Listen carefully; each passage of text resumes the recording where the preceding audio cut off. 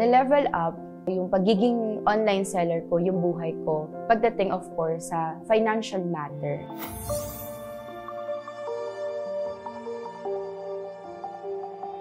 My name is Alisa Bianca Igertes, 24 years old. I am a student, online seller, and a single mother. Before, ang dami kong mga imprudent decisions. Kaya rin ako nagkaroon ng baby na hindi pa ako nakakapagtapos. Ang pagiging mother pala, mas magiging resilient ako. Kaya din naman ako nakapag-isip na maging online seller. Yung baon ko, ako nang nagpo-provide nun para sa sarili ko. Sorry, nagiging-emotion na. Yung pagkain, pandagdag talaga, malaking tulong po talaga. Ang una ko po kasi talagang plan is PLDT Home Fiber 1,699.